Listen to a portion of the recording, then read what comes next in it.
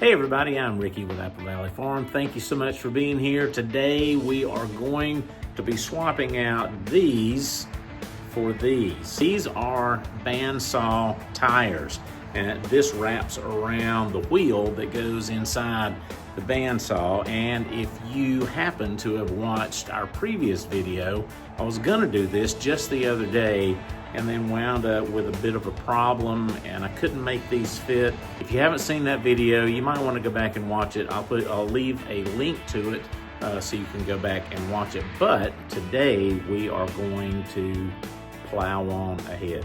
So with that, here we go. So while I'm getting everything ready, I'm gonna let some water heat up and I'm gonna put our urethane tires in the water and let them sit in there at almost boiling for probably 4, 5, 6 minutes. The first thing we need to do is take this wheel off. Actually, the very first thing I need to do is take the blade off of here. Now that means, let me open this bottom door, that means taking the blade off.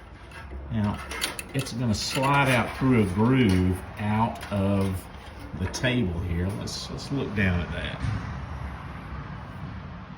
Out of here. Now I need to take this guide off, and that will happen as we take these loose, take it off, slide the blade right out of there, and we'll just set it to the side. Now we're back up here to the wheel. There's this ring in there. That ring's got to be spread apart and it'll come off, and there's a special pair of pliers just for doing that. And we will put these ends in the holes on the spring, spread it apart, and it comes right off. And then the wheel slides right off that shaft.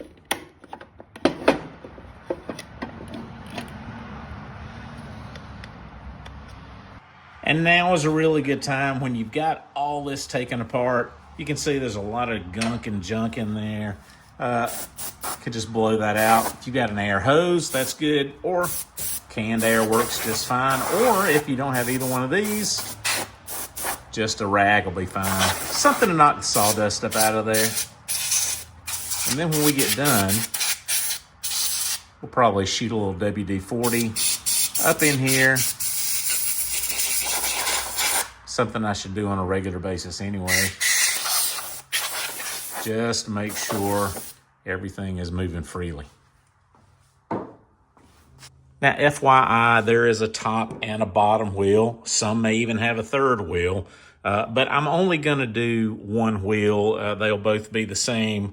The taking off of this wheel might be just a tad different because of this drive belt back here, but essentially putting the tires on, which is what we're doing in this video, they're going to be the same top or bottom, so we'll just do the one.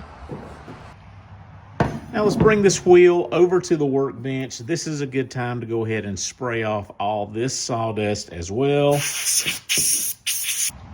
And in addition to the snap ring pliers, I picked me up a couple of clamps that we will use here to help hold our tire on the wheel. Any excuse to buy an extra tool is always worth it. But these were really inexpensive, and I think they're gonna work just fine for what we're doing. All right, so we are back with our tire. It is warm. It's been in some almost boiling water. I've also got this dowel. I believe this is 5/16 of an inch. It's okay. I'm just gonna take part of it, and I've got a hole in the table here already. I'm gonna put this on there. That'll help hold it in place while we work with it.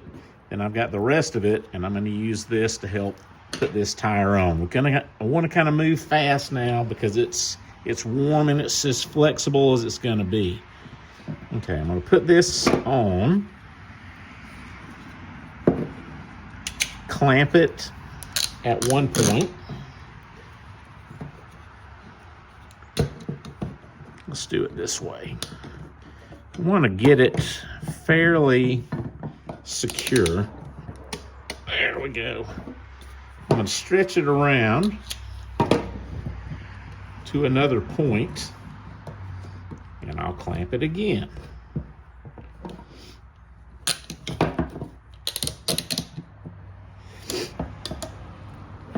Now we want to continue to stretch this onto the wheel. This is not going to want to go easily, but it should come on.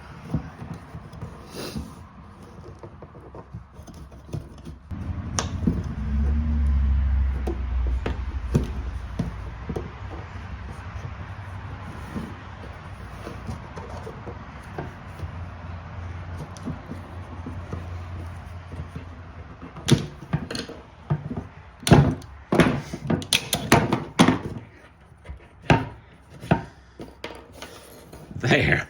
That wasn't easy, but it wasn't that hard either. Now I want to make sure that it's down in the groove all the way around. And if it fights you a little bit, which it will, just know that the tighter it is on this wheel, the more likely it's going to stay on the wheel and not come off later. So you want it to be tight. There we go. To get this back on, it's going to be easiest to take this bracket and go ahead and put it in here, just like this. Then hang this on the saw, just like that. Now we'll put the split ring back on here. And we'll do it just the opposite of how we took it off. We'll put the ends in the holes, spread it,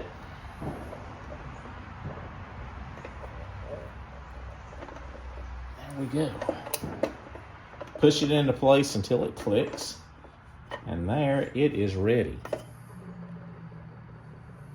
All right, now let's give it a run and make sure everything is going to align and run properly. There's not going to be any weird sounds or anything like that.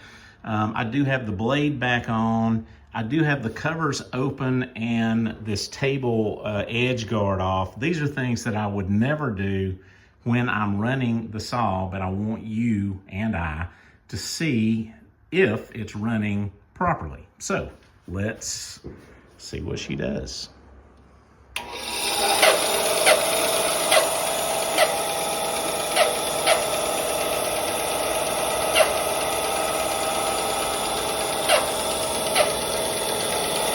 Looks like everything is running just like it should. Awesome.